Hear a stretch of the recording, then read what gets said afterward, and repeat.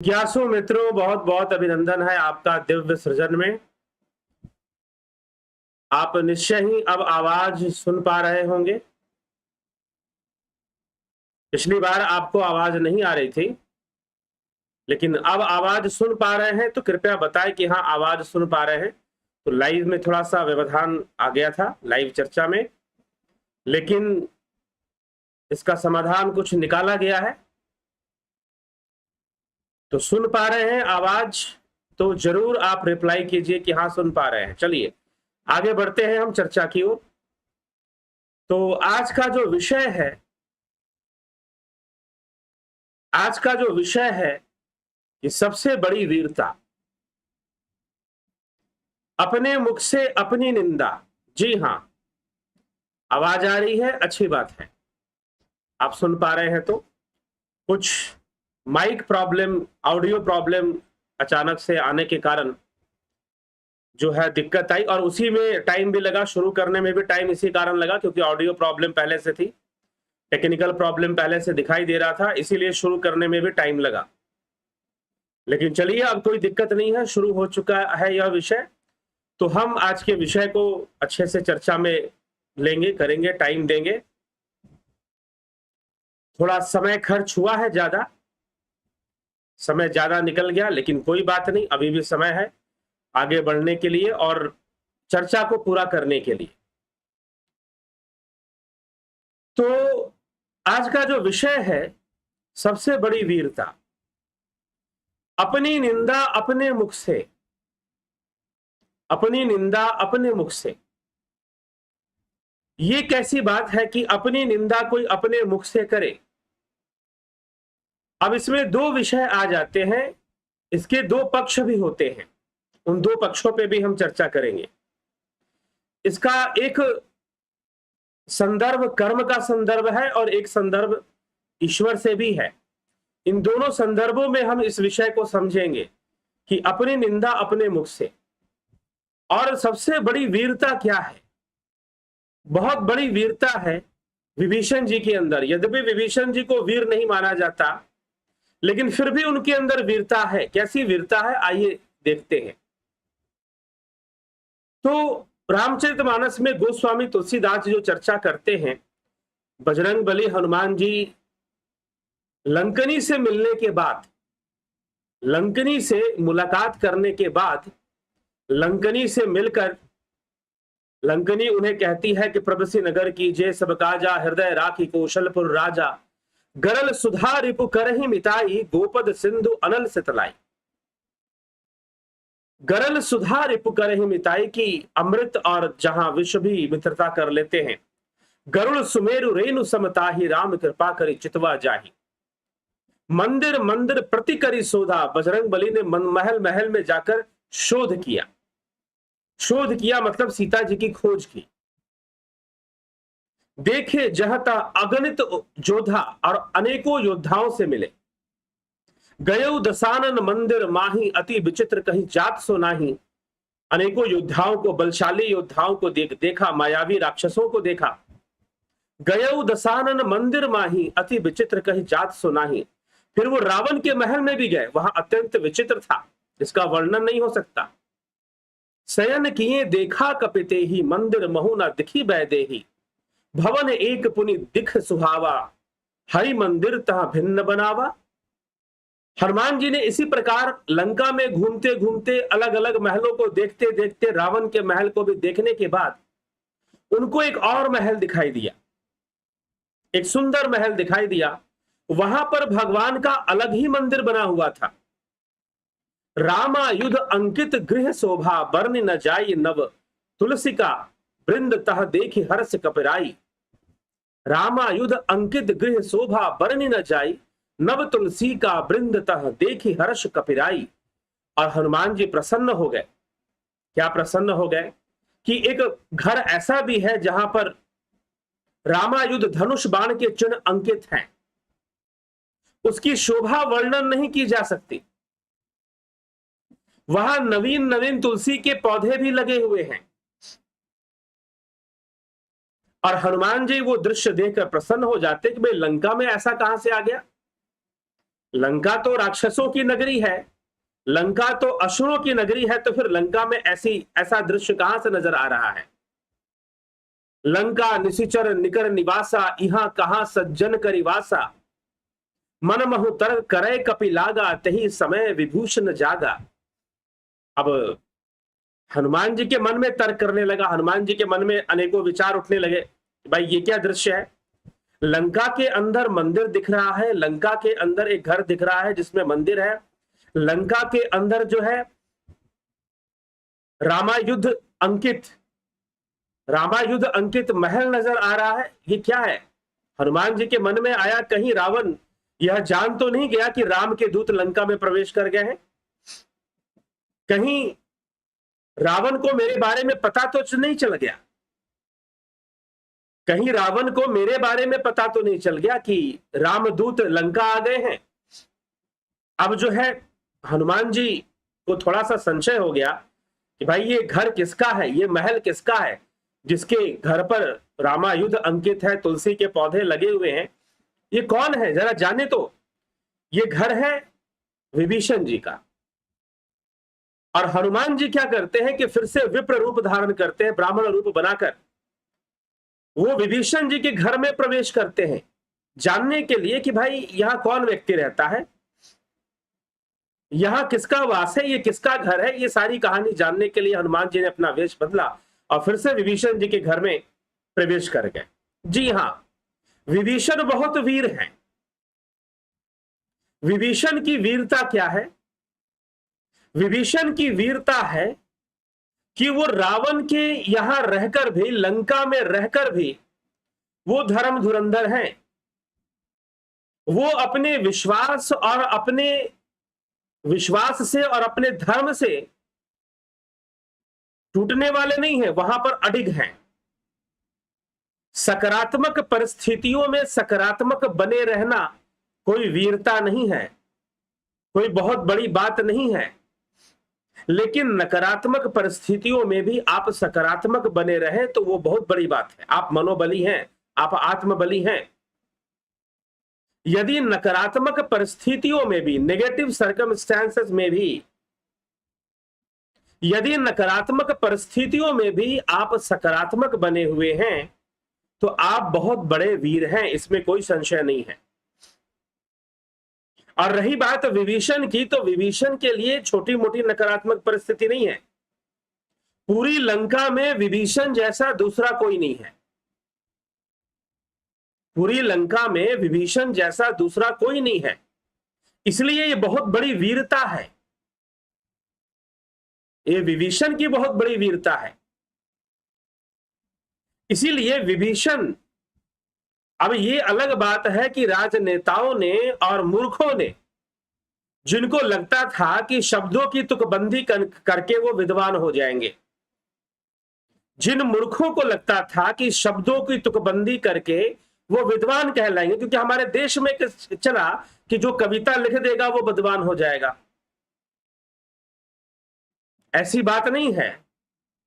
तो किसी मूर्ख ने कह दिया कि घर का भेदी लंका डाहे, विभीषण जी के लिए कह दिया। राम भक्त होना ही अपने आप में बहुत बड़ी महानता है।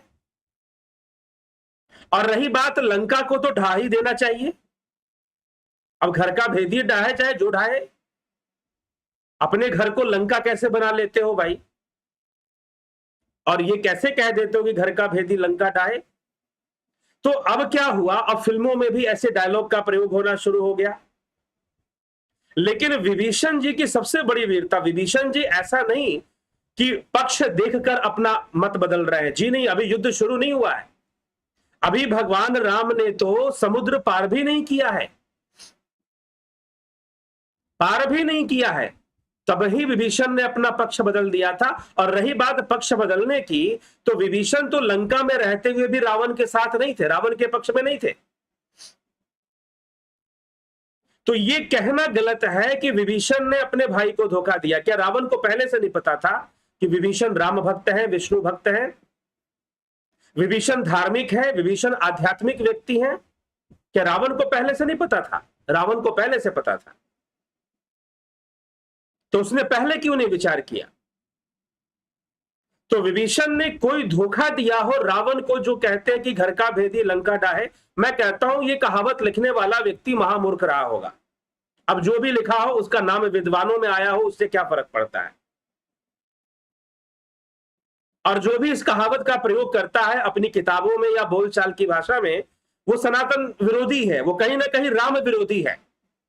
जो विभीषण जी के लिए ऐसे शब्दों का प्रयोग करता है कि घर का भेदी लंका ढाहे, वो राम विरोधी ही है, क्योंकि विभीषण राम प्रेमी है। और जो विभीषण को गलत कहता है और विभीषण जी के लिए ऐसे शब्दों का प्रयोग करता है, वो निश्चय ही श्री राम जी का विरोधी मानना जाना चाहिए ऐसे व्यक्ति को। तो इसीलिए आज के बाद इस मुहावरे का प्रयोग आप हमेशा के लिए बंद कर दीजिए कि घर का भेदी लंका ढाहे। ऐसे तो हमारे हिंदू धर्म में बहुत सारी ऐसी बातें हैं जो अनर्गल है और हिंदुओं ने बिना जाने अपना के रखी हुई हैं। यही तो समस्या है कि सनातन धर्मियों को अपने धर्म का सही सही ज्ञान ना होने के कारण और शास्त्र विचार ना होने के कारण बहुत सारी बातें जो प्रचलन में चला दी गई, गलत लोगों के द्वारा चलाई गई, उनको हमने स्वीकार कर लिया। तो विभीषण जी लंका के अंदर रहते हुए भी, विभीषण जी लंका के अंदर रहते हुए भी राम भक्त हैं। रावण के संग रहते हुए भी, रावण के राज्य में रहते हुए भी वो अपने धर्म पर टिके हुए हैं, वो अपने विश्वास पर टिके हुए हैं। तो ये एक बहुत बड़ी वीरता है, यह एक बहुत बड़ी बहादुरी है, यह निश्चय ही बहुत बड़ी बहादुरी है। तो इसीलिए विभीषण महावीर है इस स्थान पर। वीरता वही नहीं, कई बार आदमी अपने मशल पावर से, अपने बाहुबल से बड़ा वो होता है, संपन्न होता है, पैसे से संपन्न होता है, शस्त्र बल से संपन्न होता है, लेकिन मनोबल से कमजोर हो जाता है, आत्मबल से कमजोर हो जाता है। तो वो वीरता कहीं काम नहीं आती जो आत्मबल, जिसमें आत्मबल ना हो, जिसमें मनोबल ना हो। लेकिन विभीषण ऐसे नहीं है। विभीषण मनोबली है, शांति प्रिय है, लेकिन मनोबली है, आत्मबली है। उन्हें उनके विश्वास से, उन्हें उनके श्रद्धा से, विश्वास से, धर्म से कोई गिरा नहीं सकता। रावण भी ना गिरा पाया। और इतनी कठोर तपस्या करके भी उन्होंने प्रभु की सेवा ही मांगी, धर्म ही मांगा, भक्ति ही मांगी। इसलिए इस महावीर विभीषण भी हैं। अगर बजरंगबली वीर है तो विभीषण भी वीर हैं। तो अब हनुमान जी वेश बदलकर विभीषण जी के घर में प्रवेश करते हैं। और जब प्रवेश करते हैं, सोचते हैं, अनेकों प्रकार से मन उनका तर्क कर रहा है। लंका निश्चर निकर निवासा, यहां कहां सज्जन करिबासा, मन महु तर्क करई कपि लागा, तही समय विभूषण जागा। राम राम तही सुमिरन किन्ना, राम राम कहते हुए विभीषण जी उठ गए, जाग गए। हृदय हर्ष कपि सज्जन चिन्हा, यही सर सटी करहूं पहचानी, साधु ते होई न कारजहानी। उन्होंने विभीषण जी को देखा कि राम राम का स्मरण करते हुए वो उठे हैं, और हनुमान जी ने उन्हें सज्जन जाना और हृदय में हर्षित हुए कि लंका में भी सज्जन रहते हैं। वही तो सद्बुद्धि है जो लंका में वास करती है। और जब जीवन में संत पुरुष आते हैं, साधु पुरुष आते हैं, तो सद्बुद्धि को जागृत करते हैं और संशयों को दूर करते हैं। लंकनी रूपी संशय का नाश हो चुका है और अब पारी है सद्बुद्धि को जागृत करने की। तो बजरंगबली जाकर सद्बुद्धि को जागृत करने वाले हैं। वैसे तो सद्बुद्धि ने अपने आप को संभाल के रखा है। क्यों संभाल के रखा है? क्योंकि वो सद्बुद्धि है। पापी से पापी मनुष्य में भी वो सूक्ष्म रूप में रहती है, भले उसके ऊपर दुर्बुद्धि हावी हो। पापी से पापी मनुष्य भी में भी सद्बुद्धि रहती है, लेकिन दुर्बुद्धि उसके पर हावी रहती है। कोई जगाने वाला चाहिए, कोई सही साधु मिल जाए, कोई सही प्रेरक मिल जाए तो सद्बुद्धि को भी जगा देगा। तो हनुमान जी ने सज्जन समझकर इस प्रकार से विचार करते हुए, हट करते हुए परिचय करूंगा, क्योंकि साधु से कार्य की हानि नहीं होती है।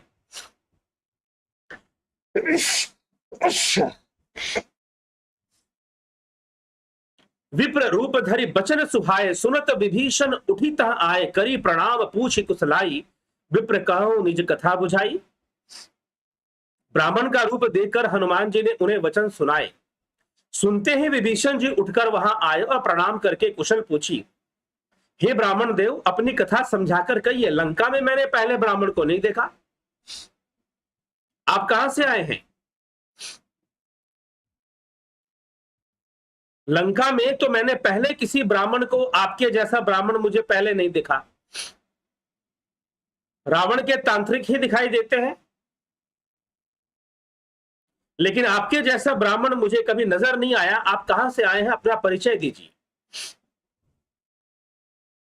अपना कृपया परिचय दीजिए। और विभीषण जी ने हनुमान जी से परिचय मांगा, और जब परिचय मांगा, कथा सुनाने के लिए कहा, तो हनुमान जी और विभीषण जी में वार्तालाप बढ़ रही। विभीषण जी और पूछते कि तुम हरिदासन मह कोई, मोरे हृदय प्रिय अति होई, कि तुम राम दीन अनुरागी, आयहु मोहि करण बड़ भागी। विभीषण कहते हैं, क्या आप हरि भक्तों में से कोई हैं? क्योंकि आपको देखकर मेरे हृदय में अत्यंत प्रेम उमड़ रहा है। विभीषण जी ने कहा, आपको देखकर मेरे हृदय में अत्यंत प्रेम उमड़ रहा है, अथवा क्या आप दीनों से प्रेम करने वाले स्वयं श्री राम जी ही हैं क्या? वेश बदलकर स्वयं राम जी ही कहीं आ गए हो और मुझे बड़भागी बनाने मेरे घर में आ गए हो? तब हनुमान जी ने क्या किया? तब हनुमंत कही सब राम कथा निज नाम, सुनत जुगल तन पुलक मन, मगन सुमिरि गुण ग्राम। तब हनुमान जी ने श्री रामचंद्र जी की सारी कथा कहकर अपना नाम बताया। सुनते ही दोनों के शरीर पुलकित हो गए और श्री राम जी के गुण समूहों का स्मरण करके दोनों का मन प्रेम और आनंद से भर गया। और विभीषण जी बताना शुरू कर दिए अपने बारे में। विभीषण जी कहते हैं, अब दोनों मिले हैं, दो भक्त मिले हैं, दो भक्त मिले हैं, लेकिन दोनों की एक विशेषता है। विशेषता क्या है? कि देखने में दोनों ही भक्त नहीं है। यह बहुत बड़ी विशेषता है। बिल्कुल परिवेश में पहुंच जाइए तो बात समझ में आएगी, नहीं तो समझना कुछ और, समझ कुछ और जाएंगे। बिल्कुल परिवेश में प्रवेश कर जाइए। देखने में दोनों ही भक्त नहीं है, लेकिन दोनों ही परम भक्त है। सत्य यह है, बाहरी व्यवहार से देखने में दोनों ही भक्त नहीं है, परंतु दोनों ही परम भक्त है। हनुमान जी भी भक्तों वाला कोई वेश धारण करके नहीं गए, कोई संतों वाला वेश धारण करके नहीं गए। विभीषण जी तो है ही वैसे ही। मंत्री का पद उन्हें भी मिला हुआ है लंका के राज्यसभा में। तो विभीषण क्या कहते हैं हनुमान जी से, वो विचार करने योग्य है। जब दो भक्त मिलते हैं तो आपस में क्या बातें करेंगे, आप बताइए। उनकी बातें बड़ी सुंदर हैं। यही सुंदर कांड का महासौंदर्य है। सुंदर कांड की सुंदरता को समझने की आवश्यकता है। दो भक्त यदि आपस में मिल जाएंगे तो क्या बातें कर सकते हैं, हमें विचार करना चाहिए।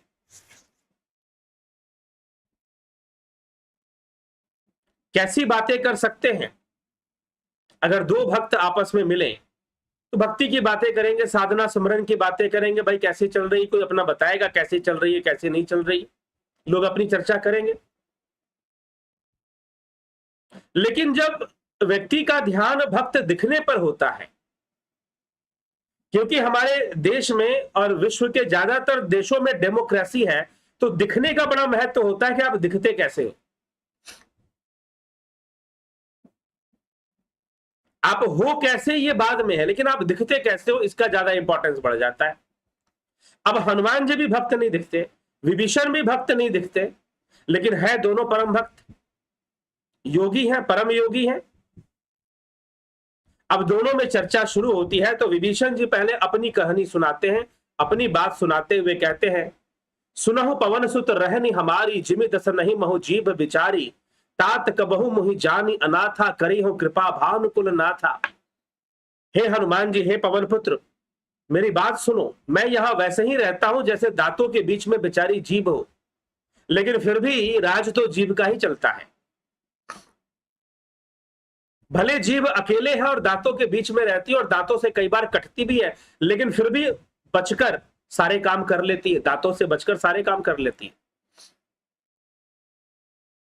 हे तात, मुझे अनाथ जानकर सूर्य कुल के नाथ श्री रामचंद्र जी क्या कभी मुझ पर भी कृपा करेंगे कि मैं भी उनका एक भक्त हूं और लंका के अंदर रहता हूं। तामस तनु कछु साधन नाही, प्रीत न पद सरोज मन माही, अब मोहि भा भरोस हनुमंता, बिनु हरि कृपा मिलहि नहीं संता। तामस तनु, मेरा शरीर तामसी है, कोई साधन नहीं है मेरे पास, प्रीत न पद सरोज मन माही, और मन में प्रभु के चरण कमलों से बहुत प्रेम भी नहीं है मुझे। वो प्रेम करने का दावा नहीं कर रहे कि मुझे बहुत प्रेम है। अब सोच लो कि विभीषण जी के अंदर कितना प्रेम होगा कि लंका जैसी स्थिति में भी वो अपनी भक्ति को बचाए हुए हैं, अपने धर्म को बचाए हुए हैं, अपने विश्वास की रक्षा किए हुए हैं और टिके हुए हैं। लंका जैसे में तो उनको कितना प्रेम होगा, लेकिन फिर भी वो कहते हैं कि मुझे प्रेम नहीं है, मुझे कोई प्रेम नहीं है, मैं यहां वैसे ही रहता हूं जैसे दांतों के बीच में बेचारी जीभ रहती है, और तामसी देह है मेरा, राक्षस कुल में मेरा एक तरह से जन्म है, मैं भी रावण के ही सहो भाई में आता हूं। यद्यपि ऋषि पुत्र हैं, माता राक्षसी रही, और गुणों और कर्म के कारण सब राक्षस कहलाए, क्योंकि विभीषण रावण के संग ही रहते हैं, लंका में ही रहते हैं, अपने बड़े भाई का साथ ही दे रहे हैं, लेकिन हर बात पर नहीं, और उनका अपना निजी जीवन है कि जहां पर वो साधना करते हुए, भक्ति करते हुए अपना जीवन व्यतीत कर रहे हैं। तामस तनु कछु साधन नाही, प्रीत न पद सरोज मन माही, कहते कि मुझे प्रेम नहीं, इतना प्रेम होने पर भी जो कहे कि मुझे प्रेम नहीं है, अब आप इसे क्या समझेंगे। और मेरा शरीर तामसी है, मेरा जो शरीर है वो तो तामसी है, और साथ में मुझे बहुत प्रेम भी नहीं है, मेरा कल्याण कैसे हो। लेकिन अब मुझे भरोसा हो गया है, अब मोहि भा भरोस हनुमंता, बिनु हरि कृपा मिलहि नहीं संता। अब मुझे भरोसा हो गया है कि ये प्रभु की कृपा हुई है, तभी आप यहां लंका में मुझसे मिलने आए हैं, नहीं तो किसी को पता भी नहीं कि मैं विभीषण यहां पर रहता हूं। सबने बताया, कबंध राक्षस ने बताया, सबने, संपाति ने मार्गदर्शन किया, लेकिन किसी ने विभीषण जी के बारे में नहीं बताया था कि विभीषण जी भी लंका में रहते हैं। लेकिन अब पता चल गया, हनुमान जी मिल लिए, और विभीषण जी अपने बारे में बता रहे हैं कि मेरा तामस देह है और मेरे मन में कोई बहुत प्रेम भी नहीं है, लेकिन फिर भी प्रभु ने कृपा की है। अब मोहे भा भरोस हनुमंता, बिनु हरि कृपा मिलहि नहीं संता, जो रघुबीर अनुग्रह किन्ना, तो तुम मोहि दर्श हट दिन्ना, सुनह विभीषण प्रभु के रीति, करहि सदा सेवक पर प्रीति। अब जो है रघुवीर, विभीषण जी कहते हैं कि यह प्रभु का अनुग्रह है, प्रभु की कृपा है कि आपने मुझे दर्शन यहां लंका में आकर दिए। और हनुमान जी सोच रहे हैं, देखिए दोनों की स्थिति कैसी है। हनुमान जी और विभीषण जी मिले हैं, विभीषण जी सोच रहे हैं कि हनुमान जी मेरे घर पे आए हैं, इसका मतलब मेरे ऊपर प्रभु की कृपा है, और हनुमान जी सोच रहे हैं कि ये मेरे ऊपर प्रभु की कृपा है कि मुझे लंका में भी विभीषण जी मिल गए। लंका निश्चर निकर निवासा, यहां कहां सज्जन करी वासा, यहां सज्जन का वास कैसे हो सकता है। हनुमान जी को तनिक भी यह अंदाजा नहीं था, कोई आशा नहीं थी कि यहां पर विभीषण जैसे व्यक्ति भी मिलेंगे। तो मात्र विभीषण जी ऐसा सोच रहे हैं कि मुझ पे कृपा हुई है कि हनुमान जी आए हैं, ऐसी बात नहीं है। हनुमान जी भी यही बात सोच रहे हैं कि मुझ पे कृपा हुई है कि मुझे लंका में भी विभीषण मिल गए, मुझ पर लंका में भी विभीषण मिल गए हैं जो राम राम कहने वाले हैं, ये मुझ पे कृपा हुई है। और ये बात, और फिर विभीषण कहते हैं तामस देह साधन को चुनाई, मैं कोई बहुत बड़ा भक्त वक्त नहीं हूं, तामसी देह है मेरा, और मेरा देह तामसी है, और फिर यह जो बहुत प्रेम भी नहीं है मुझको कि मैं बहुत भक्ति मार्ग पर आगे बढ़ा हूं। आप लोग तो परम धन्य है, साक्षात राम जी का दर्शन किए हुए हैं, साक्षात आप लोग प्रभु के संग रहे हैं, आप लोग तो बहुत बड़े पुण्य आत्मा है, ये विभीषण कहते हैं। लेकिन हनुमान जी जो उत्तर देते हैं, हनुमान जी जो उत्तर देते हैं वो सबसे बड़ी बात है। बजरंग बली क्या उत्तर देते हैं वो सुनिए। सुनहो विभीषण प्रभु के रीति, करहि सदा सेवक पे प्रीति, कहूं कवन मैं परम कुलीना, मैं भला कौन सा कुलीन व्यक्ति हूं। अगर तुम ये कहते हो कि तुम्हारा तामसी देह है, तुम्हें ईश्वर से कोई प्रेम नहीं है, तुम तो जैसे ऐसे तुम्हारा जीवन है जैसे कि दांतों के बीच में जिह्वा रहती है, और तुम पर कृपा हो गई है, तो तुम्ही पे कृपा नहीं, मुझ पे भी कृपा हुई है कि तुम मुझे मिल गए हो। और हनुमान जी फिर कहते हैं सुनहु विभीषण प्रभु के रीति, प्रभु की रीति है कि वो सेवकों पर कृपा करते हैं। कहूं कवन मैं परम कुलीना, मैं भी कोई बहुत परम कुलीन नहीं हूं। कहूं कवन मैं परम कुलीना, कपि चंचल सब ही विधि हीना।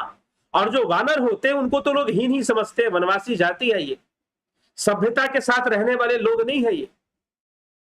प्रातः ले जो नाम हमारा, तेही दिन ताही न मिले आहारा। और हमारे बारे में तो यह बात बहुत प्रचलित है, हमारे बारे में तो यह बात बहुत प्रचलित है कि सुबह सुबह कोई हमारा नाम ले ले तो उसको भोजन नहीं मिलेगा, उसको भोजन नहीं मिलेगा। लेकिन हनुमान जी का नाम तो सुबह सुबह सब लोग लेते हैं, हनुमान चालीसा का पाठ करते हैं कई लोग सुबह सुबह प्रातः काल ही। कहूं कवन मैं परम कुलीना, कपि चंचल सब ही विधिहीना। प्रातः ले जो नाम हमारा, तही दिन ताही ना मिले आहारा।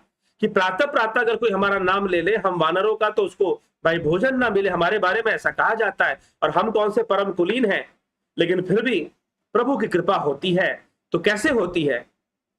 कहूं कवन मैं परम कुलीना, कपि चंचल सब ही विधिहीना। प्रातः ले जो नाम हमारा, तेही दिन ताही ना मिले आहारा। असमय अधम सखा सुनु, मोहु पर रघुवीर। किन्न कृपा सुमरी, गुण भरे बिलोचन नीर।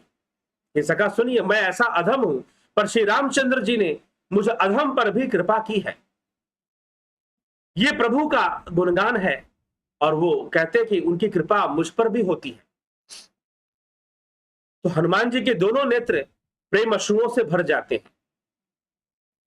जानत हूं अस स्वामी बिसारी, फिर हित काहे न हो ही दुखारी। यही विधि कहत राम गुण ग्रामा, पावा अनिर्वाच्य विश्रामा। जो जानते हुए भी ऐसे स्वामी को भूल जाते हैं, ऐसे श्री रामचंद्र जी को भूल जाते हैं, वो तो भटकेंगे ही भटकेंगे, वो तो दुखी होंगे ही होंगे।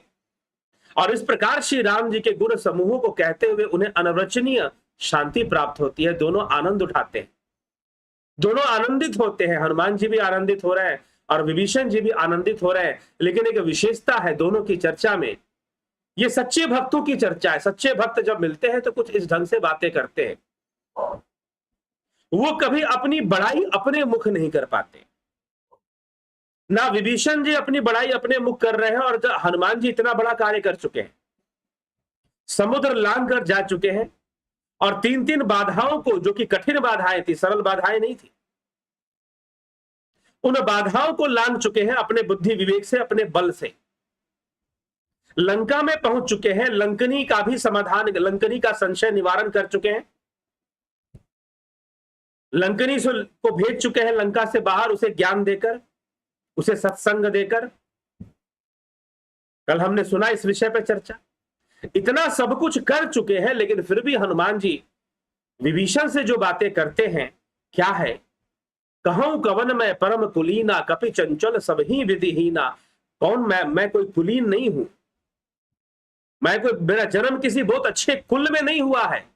क्योंकि कई लोग होते हैं ना अपने, अरे मैं तो ये कुल में हूं, मैं तो, राजनीति इसी पर चलती है, कौन किस कुल में जन्म लिया है। सुख दुख कर्मों से भोगना है भैया, किसी को कोई सरकार सुख दुख नहीं दे देगी।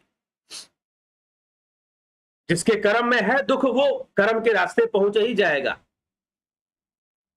लेकिन हनुमान जी कहते हैं मैं कोई बहुत परम कुलीन नहीं हूं, मेरा जन्म किसी ऊंचे कुल में नहीं हुआ है। कपि चंचल सब ही विधिहीना, कपि चंचल होते हैं और सबसे हीन माने जाते हैं। तुम तो फिर भी राक्षस राज रावण के भाई हो, तुम्हारा जन्म तो फिर भी पुलस्त के कुल में हुआ है विभीषण, ये कैसी बातें करते हो? तुम कह रहे हो कि मेरा देह तामसी है, मैं दसों के बीच में रहता हूं और मेरे अंदर प्रेम भी नहीं है।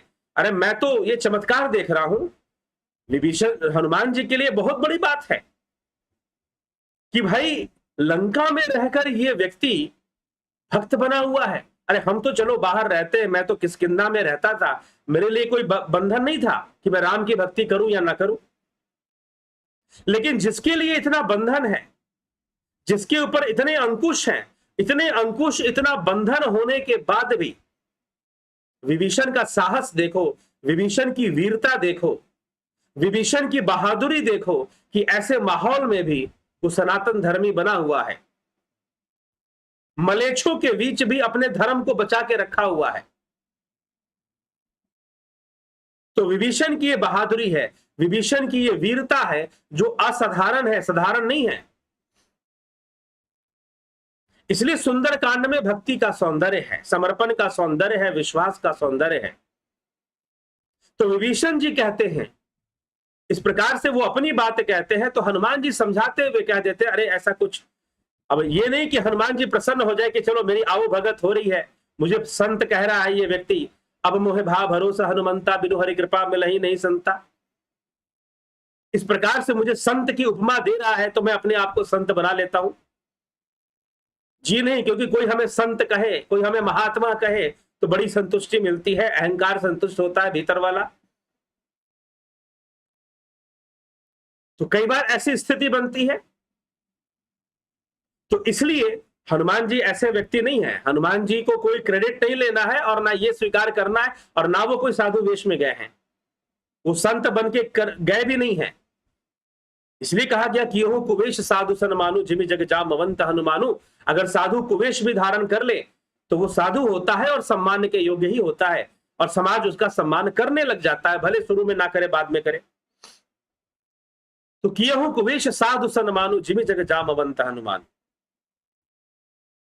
तो साधु वेश में नहीं गए हैं, एक तरह से योद्धा के वेश में गए हैं, दबंगों के वेश में गए हैं, गदा लेकर गए हैं। और बजरंग बली वहां पर गए, ब्राह्मण वेश धरकर बात किया, और जब विभीषण जी का रहस्य सामने आया, अपने रूप में आ गए, प्रकट हो गए और बताया कि मैं रामदूत हनुमान हूं। और विभीषण जी ने कहा कि अब मोहे भाव भरोसा हनुमंता बिनु हरि कृपा मिलहि नहीं संता, कि संतों के दर्शन ऐसे नहीं होते जो आपकी दर्शन मुझे हो रहे। तो ये बहुत बड़े सौभाग्य की बात है जो आपके दर्शन मुझे हो रहे हैं। अब दोनों के बीच में, दोनों अगर देखेंगे तो दोनों अपने मुख से अपनी निंदा करते हैं। विभीषण जी कहते कि तामसी देह है मेरा, तामसी देह है मेरा, तामस देह साधन कछु नाही, तामसी देह है मेरा, ऐसे विभीषण जी बोलते हैं। तो हनुमान जी कहते हैं कि कवन कहूं कवन मैं परम कुलीना, मैं कौन सा बहुत परम कुलीन हूं भाई, मेरा जन्म क्या किसी ऋषि मुनि के घर में हुआ है, मैं तो बानर कुल में मेरा जन्म हुआ है। कहूं कवन में परम कुलीना, कपि चंचल सब ही विधिहीना, और हम सबसे हीन होते हैं। प्रातः ले जो नाम हमारा, तेह दिन ताही ना मिले आहारा। हमारे बारे में तो ये कहा जाता है कि प्रातः कोई नाम ले ले हमारा तो उस दिन उसे आहार ही ना मिले, उस दिन उसे भोजन ही प्राप्त ना हो। और फिर तुम कहते हो कि भाई मैं तामसी हूं, मैं ये हूं, तुमसे कुलहीन तो मैं हूं, तुमसे नीच तो मैं हूं। अगर ऐसी बात है तो, अगर ऐसी ही बात है तो तुमसे नीच है विभीषण, तुमसे नीच तो मैं ठहरूंगा। लेकिन फिर भी प्रभु की कृपा तो उसी के ऊपर होती है। रघुवर राउर इहे बड़ाई, निदरी गनी आदर गरीब पर करत कृपा अधिकाई। कि जो निदरी बनना जानता है, निदरी मतलब अपनी निंदा करने वाला, निदरी गनी आदर गरीब पर, जो गरीब बनना जानता है, जो छोटा बनना जानता है, वो कृपा का पात्र बनता है। जो कहता है कि मैं सब कुछ जानता हूं, जो कहता है कि नहीं यही सही है, और जो कहता है कि नहीं यही सब कुछ है, मैं बहुत बड़ा सिद्ध हो गया हूं, जो कहता है वो कृपा का पात्र नहीं बन पाता। जो कहता है मुझे सिद्धियां मिल गई हैं, वो कृपा का पात्र नहीं बन पाता। लेकिन जो अपनी निंदा स्वयं अपने मुख से कर लेता है, वो कृपा का पात्र बनता है। तो हनुमान जी जानते हैं, हनुमान जी को यहां प्रशंसा मिल रही है। विभीषण जी अपने मुख से अपनी निंदा करते हैं, लेकिन हनुमान जी की प्रशंसा कर रहे हैं। हनुमान जी से कह रहे हैं कि अब मोहे भा भरोसा हनुमंता बिनु हरि कृपा मिलहि नहीं संता। तो हनुमान जी देखते भाई इसने मुझे संत बना दिया, मुझे संत बना दिया इसने। तो अब मोहे भा भरोसा हनुमंता बिनु हरि कृपा मिलहि नहीं संता, इसने मुझे संत बना दिया। तो हनुमान जी बोल पड़े कि नहीं नहीं ऐसी कोई बात नहीं है, मैं कोई संत वंत कोई वो नहीं, सब प्रभु की कृपा है। सीधा हनुमान जी ने कहा, और मैं आप कहते हैं कि आपका देह तामसी है, तो मैं कौन सा बहुत कुलीन हूं, मैं कौन सा बहुत कुलीन हूं, मैं बहुत कुलीन नहीं हूं। ये ऐसे लोग हैं जिनके अंदर अहंकार नहीं है, घमंड नहीं है, दंभ नहीं है, दंभ नहीं है जिनके अंदर, ये ऐसे लोग हैं। और ऐसे मन से ही योग संभव है, अन्यथा नहीं। चलिए, ये भक्ति के संदर्भ में हमने इस बात को समझा, ईश्वर के संदर्भ में, लेकिन कर्म के संदर्भ में इस बात को समझते हैं। कर्म के संदर्भ में भी इस बात को समझा जाता है। कैसे समझा जाता है, आइए। जी हां, अपने मुख से अपनी निंदा कर देने से जगह जगह की बात है। अगर हनुमान जी अपनी निंदा अपने मुख से कह रहे हैं तो रावण के सामने नहीं कह रहे, विभीषण के सामने कह रहे हैं। इस बात का भी ध्यान रखना चाहिए। विभीषण के सामने कह रहे हैं तो बजरंग बली बोलते हैं कि भाई कपि चंचल सब ही विधिहीना, हम तो सबसे हीन हैं, लेकिन फिर भी प्रभु की कृपा होती है। वो कृपा भावना से होती है, सेवा से होती है, सेवक से हो के ऊपर कृपा वो करते हैं, तो इसलिए होती है। इस प्रकार का उत्तर हनुमान जी विभीषण जी को दे देते हैं। लेकिन अपने मुख से ही अपनी निंदा करते हैं। अपने मुख से अपनी निंदा करने का महत्व क्या है? एक कथा आती है इस विषय में। रघुकुल के अंदर एक राजा हुए, राजा अज। राजा अज की कथा आती है कि एक बार राजा अज जो थे, राजा अज जो थे वो अपने अस्तबल में ही सोए हुए थे। अस्तबल मतलब जहां पर घोड़े रखे जाते थे, वहीं पर वो आराम से कहीं से आए थे, युद्ध से या कहीं शिकार करके आए और थके हुए थे, तो अपने अस्तबल पे ही थोड़ा सा विश्राम करने लगे। उनकी आंख लग गई, नींद लग गई। उतने में एक ऋषि वहां पर आ गए, भिक्षाटन करते हुए, भिक्षा मांगते हुए, और देखे कि यहां पर कोई सो रहा है, इसी व्यक्ति से भिक्षा मांग लेता हूं। अब वहां पर जाकर भिक्षा मांगने लगे। भिक्षाम देहि, भिक्षाम देहि। राजन ने कहा कि मुझे नींद आ रही है और ये व्यक्ति मुझे परेशान कर रहा है, ये साधु मुझे परेशान कर रहा है। राजा को थोड़ा क्रोध भी आया और उनको नींद भी आ रही थी, गाढ़ी नींद आ रही थी। उन्होंने क्या किया कि घोड़े की लीद रखी हुई थी और एक लीद ऐसे हाथ में उठाई और साधु के कटोरे में डाल दी। जब साधु के कटोरे में लीद डाली तो साधु ने कहा कि राजन, तेरा दिया हुआ दान दिन दुगना और रात चौगुना बढ़ेगा। राजा को नींद आ रही थी। राजा ने कहा कि जाओ बाबा जाओ, और राजा अपना फिर से सो गए। अब लीद, घोड़े की लीद लेकर साधु जो है अपने कुटिया के पास पहुंचे। महल से बाहर, नगर से बाहर उनकी जंगल में एक कुटिया थी। जंगल के समीप जहां पर वन शुरू होता था, वहां एक कुटिया थी। वहां पर गए और जब उन्होंने अपने पात्र में देखा कि कोई भोजन मिला होगा, तो उन्होंने देखा कि भाई ये तो घोड़े की लीद मुझे दे दी है राजा ने। अब ये लीद तो मैं खा नहीं सकता, ये मेरे प्रयोग की है नहीं। तो कुटिया के बाहर जाकर उन्होंने उस लीद को ऐसे ही फेंक दिया। लेकिन साधु ने, ऋषि ने ये वरदान दे दिया था कि राजन, तेरा दिया हुआ दान दिन दुगुना और रात चौगुना बढ़ेगा। अब जो लीद था वो बढ़ने लगा, बढ़ने लगा, बढ़ने लगा। अब बढ़ते बढ़ते लीद का पर्वत बन गया, लीद का पहाड़ वहां पर बन गया। और जब लीद का पहाड़ बन गया तो उससे बहुत दुर्गंध आने लगी और राजा को अपने महल के अंदर बदबूदार हवा मिलने लगी। राजा बड़ा परेशान हो गया, ये कहां से बदबू आ रही है? पूरा महल, पूरा नगर बदबू से भर गया है, दुर्गंध से भर गया है। इस दुर्गंध का समाधान क्या है? राजन ढूंढने लगे, भाई दुर्गंध कहां से आ रही है। ढूंढते ढूंढते ऋषि की कुटिया के पास पहुंचे और देखा कि वहां पर बहुत बड़ा पर्वत है और लीद का, उसे भयंकर दुर्गंध आ रही है। ऋषि से पूछा कि ऋषिवर, ये किस प्रकार से ये लीद का पर्वत यहां कहां से आ गया और इतना दुर्गंध इससे आ रही है? हवा पवन चलती है तो फिर पूरे महल के अंदर दुर्गंध भर जाती है, पूरे नगर में दुर्गंध भर जाती है। तो ऋषि ने कहा कि राजन, ये तुम्हारा ही किया हुआ है, तुम्हारे ही कर्म है। मेरे कर्म है कैसे?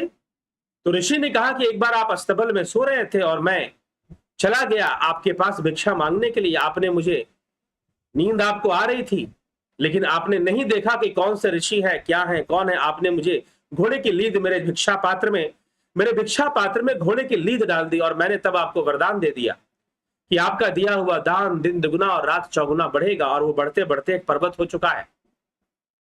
राजन को स्मरण हो आया कि ये मेरे ही कर्म है। तो अब ये बताइए कि इसका समाधान क्या है? ऋषिवर, आप ही बताएंगे, आप ही बताएंगे। तो उन्होंने कहा कि राजन, एक ही उपाय है, एक ही उपाय है। और वो उपाय क्या है कि किसी भी भांति तुम्हारी निंदा होनी चाहिए।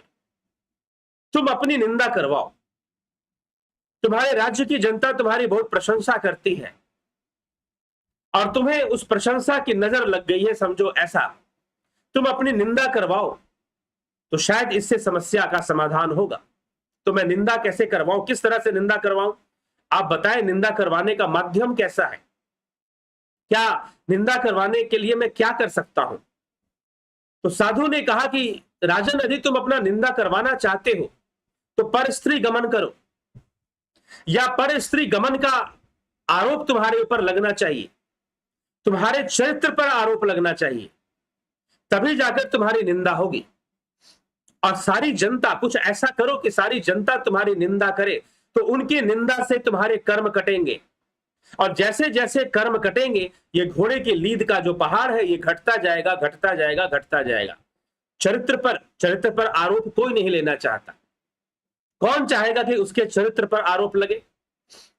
लेकिन राजा अज ने पुण्य के लिए अगर कहा कि अगर यही तरीका मेरे पास बचा है और ये मेरे ही पाप हैं और यही तरीका है कि लोग मेरी निंदा करें, तो मैं कुछ ऐसा जरूर करूंगा जिससे कि लोग मेरी निंदा करें। उस समय जानबूझकर राजा अज ने क्या किया, पूरे राज्य में घोषणा कर दी कि वो दूसरा विवाह करने वाले हैं, वो एक और विवाह करने वाले हैं।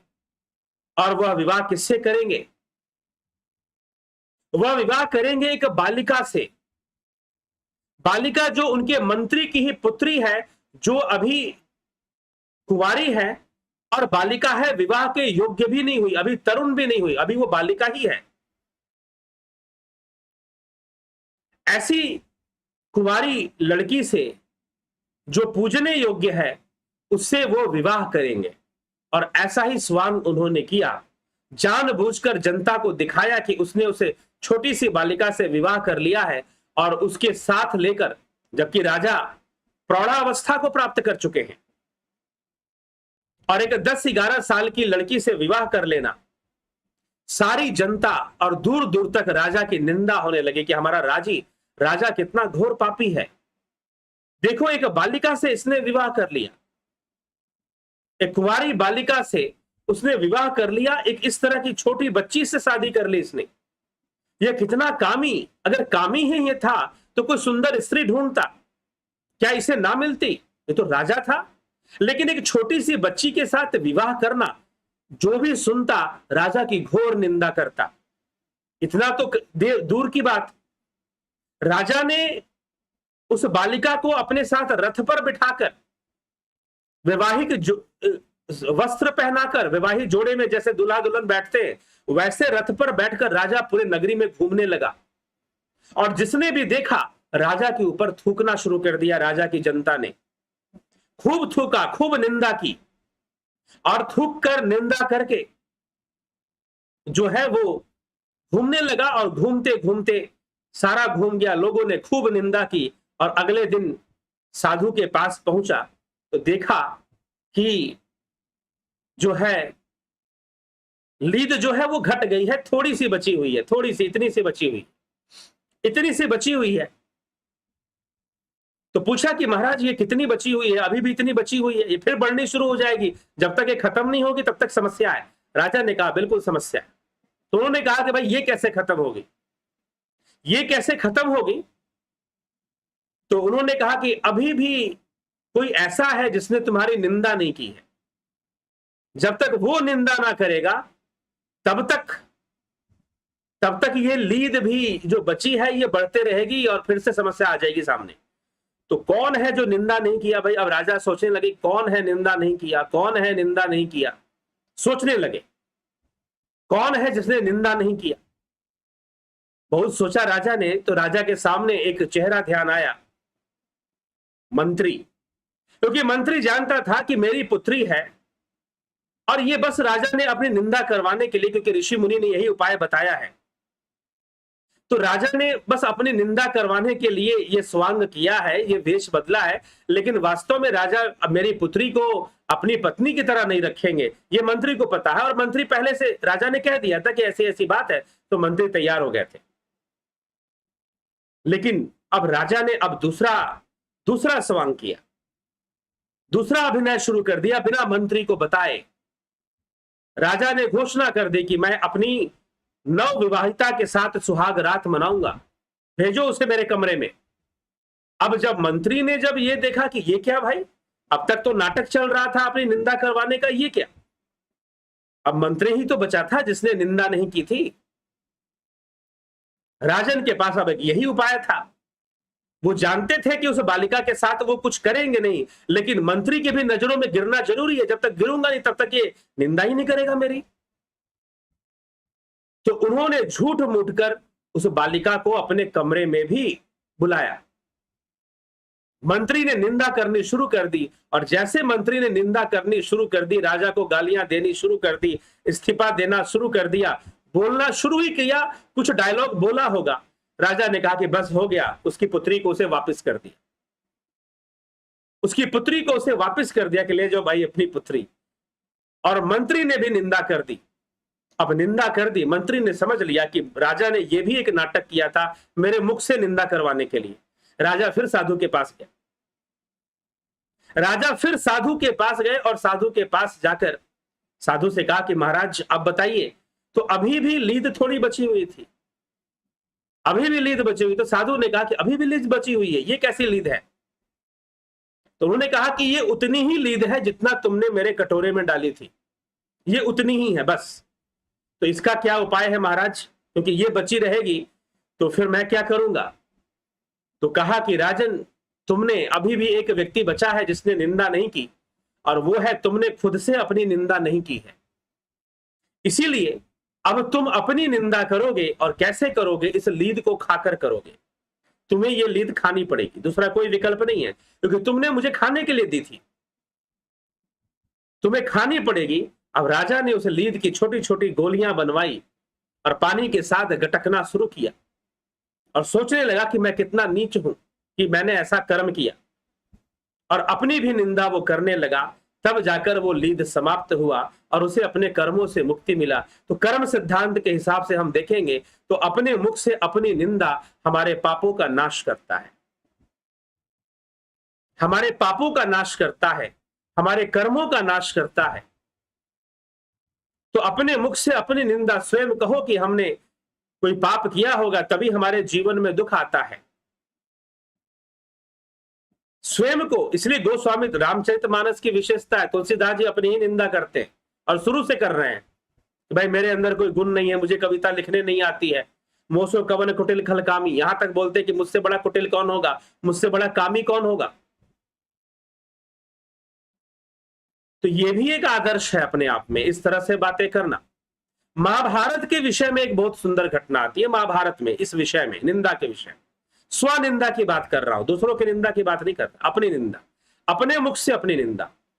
कर्ण पर्व के अंदर घटना आती है कि जब कर्ण सेनापति बन गए तो पांडवों की सेना में हाहाकार मच गया, और भगवान कृष्ण ने एक लीला की कि अर्जुन को लेकर युद्ध भूमि से दूर चले गए कुछ समझाने के लिए, कुछ बताने के लिए, और युधिष्ठिर के हाथ में सेना का कमान दे दिया कि युधिष्ठिर तुम ही सेना का नेतृत्व करो, तुम ही सेनापति बनो और कर्ण का सामना करो। युधिष्ठिर कर्ण का सामना करने का कोई सामर्थ्य नहीं रखते थे, और कर्ण ने देखते देखते युधिष्ठिर की हालत खराब कर दी, अनेकों सैनिक मार दिए और युधिष्ठिर को तो हालत खराब कर दी, अधमरा कर दिया, घायल कर दिया युधिष्ठिर को। युधिष्ठिर को लगने लगा कि अब युद्ध गया हमारे हाथ से, अब दुर्योधन का ही विजय होने वाला है। और युधिष्ठिर घायल होकर, जब घायल हो गए तो उनके सहयोगी और सैनिकों ने उनको छावनी में ले गए और उनका मलहम पट्टी शुरू हो गया। इतने में एक दूत जाकर कृष्ण भगवान को सूचना देता है कि युधिष्ठिर घायल हो गए हैं और कर्ण का तांडव पांडवों की सेना पर मचा हुआ है। यह अलग बात है कि कर्ण ने भगवान कृष्ण को वचन देके रखा था कि मैं अपने भाइयों को युद्ध में नहीं मारूंगा। युधिष्ठिर भी भाई थे, ये भगवान कृष्ण को वचन दिया था मैं अपने भाइयों का वध नहीं करूंगा। भगवान कृष्ण ने समझाया था कि कर्ण तुम विवेकी हो, सब जानते हो कि धर्म का पक्ष क्या है, अधर्म का पक्ष क्या है, न्याय क्या है, अन्याय क्या है, फिर भी दुर्योधन के साथ खड़े हो। और तब कर्ण ने सारा देखने के बाद और उसे यह भी बताया कि तुम भाई हो इनके, तुम भी कुंती पुत्र हो। ये सब बताने के बाद कर्ण ने यह वचन दिया कि ठीक है कृष्ण, मैं आपके पक्ष में ही रहूंगा और मैं अपने भाइयों से युद्ध नहीं करूंगा, भाइयों को मारूंगा नहीं, युद्ध तो करूंगा मारूंगा नहीं, ये वचन दे दिया। अर्जुन को छोड़कर, कुछ ऐसा भी था लोग कहते हैं। तो चलिए, कर्ण ने मारा तो नहीं, लेकिन युधिष्ठिर घायल हो गए, छावनी में चले गए। भगवान कृष्ण को सूचना मिली तो अर्जुन और कृष्ण दौड़े दौड़े आए और युधिष्ठिर से मिले और जैसे ही युधिष्ठिर ने अर्जुन को देखा तो युधिष्ठिर ने कहा कि अरे वाह, तुमने कर्ण को मार दिया और आ गए यहां पर, क्योंकि अर्जुन यहां आया है तो कर्ण को मार के ही आया होगा। युधिष्ठिर को ऐसा लगा, वाह वीर भाई, तुम बहुत वीर हो, बहादुर हो, तुमने कर्ण को मार दिया, बहुत अच्छा किया। अर्जुन ने कहा कि नहीं, मैं कर्ण को नहीं मारा मैंने अभी। लेकिन युधिष्ठिर अवसाद में था, डिप्रेशन में आ गया था, पागलों जैसी बातें कर रहा था, विक्षिप्त अवस्था में आ गया था। इतना उसे नीचा दिखाया कर्ण ने और उसे घायल कर दिया कि विक्षिप्त अवस्था में चला गया और अर्जुन से कह रहा था बार बार कि तुमने मार दिया मार दिया। अर्जुन ने मुंह बंद करते हुए कहा कि नहीं भ्राताश्री, मैं तो युद्ध भूमि में गया ही नहीं। अब जैसे ही ये बात सुनी तो युधिष्ठिर को आ गया क्रोध। युधिष्ठिर ने कहा कि भाई ये तो तुम तो कायर निकले, मैं तुमको बहादुर समझता था। अरे तुम्हारे सारे भाइयों का प्राण संकट में है, सारे मरने वाले, कर्ण किसी को नहीं छोड़ेगा। तांडव बनकर वो जो है बरस रहा है सबके ऊपर, बिजली बनकर बरस रहा है पांडव सेना पर, जाकर देखो उसका तांडव, इसीलिए वो किसी को नहीं छोड़ेगा। मैं तो तुझे वीर समझता था, तू तो नपुंसक निकला, कायर निकला। छोड़ दे अपना गांडीव, तुझे गांडीव धारण करने का कोई अधिकार नहीं, जब इतनी कायरता दिखानी थी। अब युधिष्ठिर बोल गए गांडीव छोड़ दे, कहने की देर थी। युधिष्ठिर तब अर्जुन ने जैसी बात सुनी कि गांडीव छोड़ दे, अर्जुन ने अपनी तलवार निकाली। अब जैसी तलवार निकाली, भगवान कृष्ण ने पूछा कि क्या हुआ अर्जुन, यहां पे तलवार का क्या काम? तो अर्जुन ने कहा कि मैं अपने बड़े भाई की हत्या कर दूंगा, इनका वध करूंगा। क्यों? भगवान कृष्ण ने पूछा क्यों? इसको मारने की क्या जरूरत है, बेचारा आधा मरा हुआ है वैसे, इसको और क्या मारोगे? तो अर्जुन ने कहा कि मैंने और भीम भैया ने एक बार प्रतिज्ञा ली थी, भीम ने प्रतिज्ञा ली थी कि जो मुझे कहेगा ज्यादा खाता है मैं उसे मार डालूंगा। तो अर्जुन ने कहा था कि मैंने प्रतिज्ञा ली थी कि जो मुझे कहेगा अपना गांडीव छोड़ दे, मैं उसका वध कर दूंगा। तो इस तरह से मैं अपने प्रतिज्ञा का धर्म निभाऊंगा और मैं वध करूंगा। इसी तरह के धर्म तो पाल रखे थे अर्जुन ने, ये प्रतिज्ञा कर ली, वो प्रतिज्ञा कर ली, अनेकों प्रकार। इसीलिए भगवान ने कहा था सर्वधर्मान परित्यज्य, इस प्रकार के जितने भी धर्म तूने धारण किए हैं उसका त्याग कर दे। प्रतिज्ञाएं लेकर रखी थी उसने। ये नहीं कि आज के समय में जो कोई मजहब कोई संप्रदाय है उसके लिए धर्म शब्द का प्रयोग नहीं था वहां पर।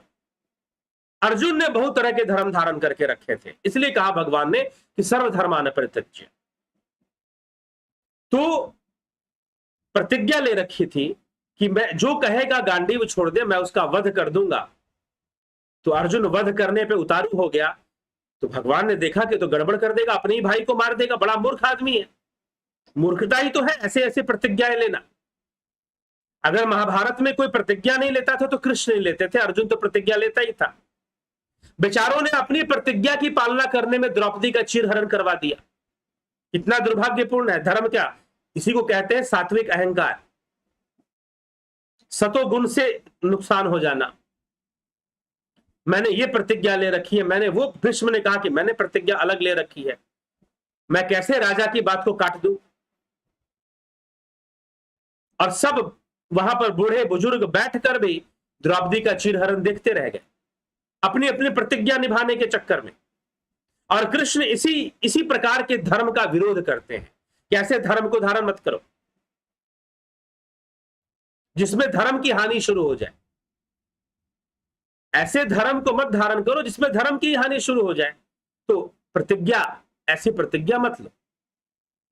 कृष्ण ने कहा कि अभी ये समझाया नहीं जा सकता, तलवार इसने निकाल ली है। भगवान कृष्ण ने कहा कि मारने का एक और तरीका है, जरूरी नहीं कि तुम तलवार से मारोगे। हे अर्जुन, तुम ऐसा करो कि तुम अपने भाई का अपमान कर दो, क्योंकि छोटा भाई अगर बड़े भाई का अपमान कर दे जो पिता समान है, तो पिता समान भाई का अपमान करना भी मारने के बराबर है, मृत्यु देने के बराबर है। अर्जुन ने सोचा कि हाँ, ये भी एक तरीका है। अब अर्जुन ने क्या किया, युधिष्ठिर का अपमान करना शुरू कर दिया। युधिष्ठिर को बोलने लगा कि तुम धर्म भीरू हो, तुम डरपोक हो, तुम कायर हो, तुम्हारे कारण ये सारी महाभारत हो रहा है, तुम्हारे कारण चीरहरण हुआ, तुम्हारे अधिकार में था, तुम चाहते तो रोक सकते थे उस समय, तुम एक आज्ञा हम लोगों को दे देते कि नहीं ऐसा नहीं होना चाहिए, तो हम सब खड़े हो जाते, लेकिन तुम्हारी आज्ञा ना मिलने के कारण हम भी चुपचाप देखते रहे। तुम्हें जुए की लत लग गई, शकुनी ने बार बार हार कर तुम्हें जुए की आदत दिलवा दी, चौरस खेलने की आदत पड़ गई और तुम चौरस के खेल में हारे और सब कुछ हार के बैठ गए। तुम डरपोक हो, कायर हो, बहुत सारी बातें युधिष्ठिर को जो सुनानी, जो उसके मन में था, सारा भड़ास युधिष्ठिर पे निकाल दिया, सब कुछ सुना दिया। सबको सुनाने के बाद धीरे धीरे शांत हो गया, युधिष्ठिर भी एकदम शांत हो गया। और फिर से अर्जुन ने तलवार निकाली, फिर तलवार निकाली तो ये क्या? भगवान कृष्ण ने पूछा कि भाई ये क्या कर रहे हो, अब क्यों तलवार निकाली है? तो अर्जुन ने कहा कि मैंने अपने पिता समान भाई को, जब से हमारे पिता नहीं है तब से मैंने इनको पिता समान माना है, और मैंने अपने पिता समान भाई का कभी अपमान नहीं किया, कभी उनको भला बुरा नहीं कहा, और आज इनको भला बुरा कहा है।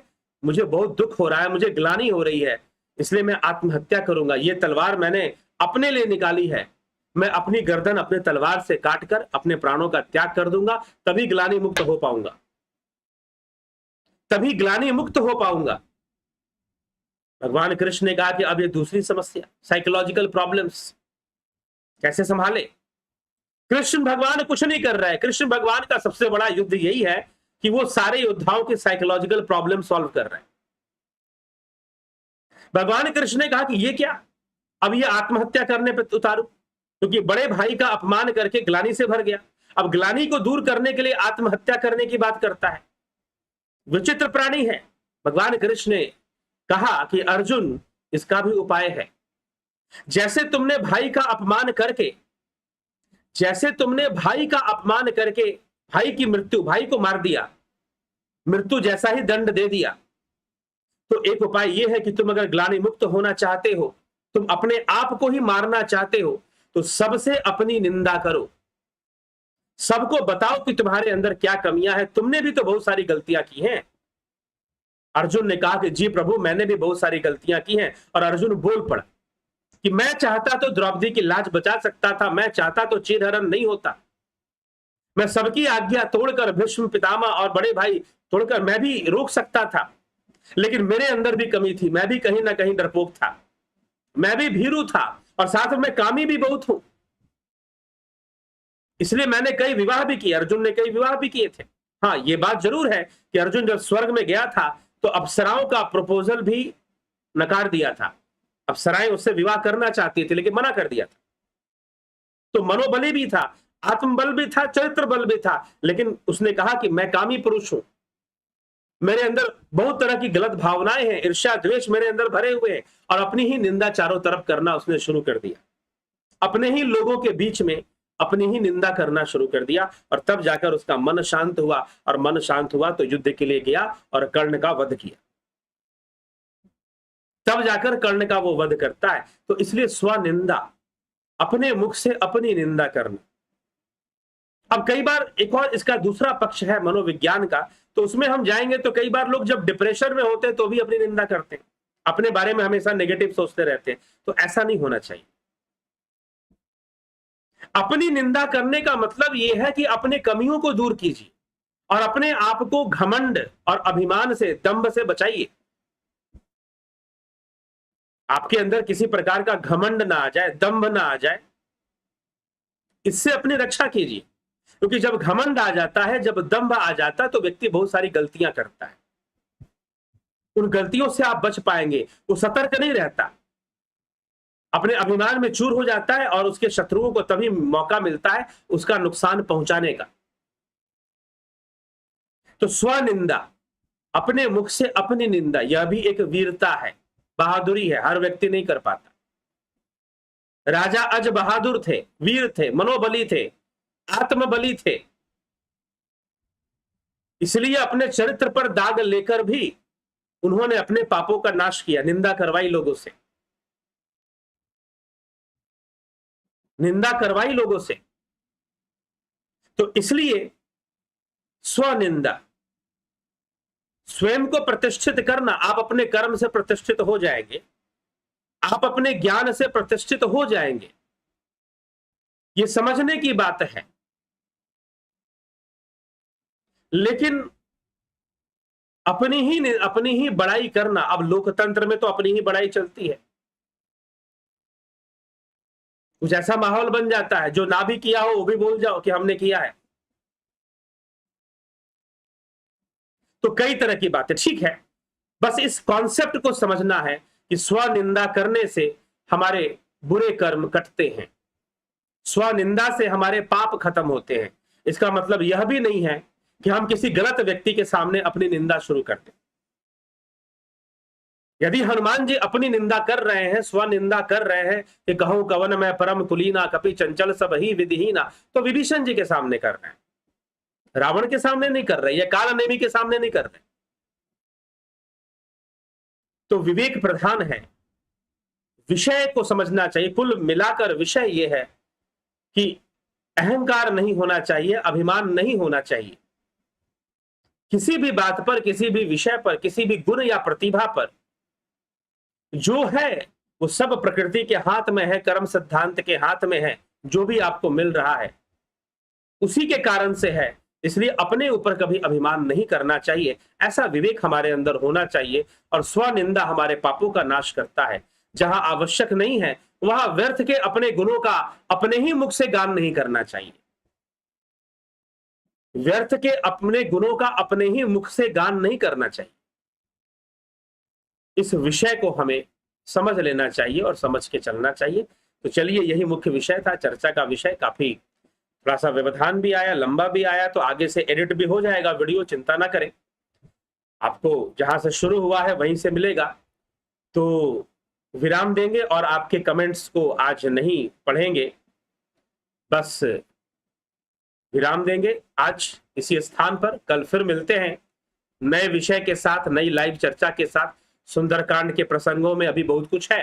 सुंदरकांड के अंदर विभीषण जी से मिलना हो गया, सीता जी से मिलना बाकी है, रावण से मिलना बाकी है, लंका जलना बाकी है, हनुमान जी का भगवान राम के पास पहुंचना बाकी है, श्री रामचंद्र जी का समुद्र तट पर आना और विभीषण जी का राम जी के पक्ष में आना, राम जी के समर्पण में आना, वहां तक सुंदरकांड चलता है। ठीक है। और समुद्र देव से रास्ता मांगना, समुद्र देव से रास्ता मांगना यह भी है। तो सुंदरकांड का सौंदर्य बहुत है, ऐसे ही नाम सुंदरकांड नहीं है, अनेकों इसमें सुंदरता है, चरित्र की सुंदरता है। विभीषण जी के चरित्र की, हनुमान जी के चरित्र का सौंदर्य सुंदरकांड में ही मिलता है मुख्य रूप से। तो गोस्वामी तुलसीदास जी की विशेषता है कि वो चरित्र वर्णन बहुत सुंदरता से करते हैं, काव्य में करते हैं। तो इसका लाभ उठाए, सुने समझे और लाभान्वित हों। तो चलिए, इसी के साथ मैं विराम दूंगा अपनी वाणी को, और विराम देते हुए कल फिर मिलते हैं 9 बजे लाइव चर्चा में। बहुत बहुत आभार आप सभी का।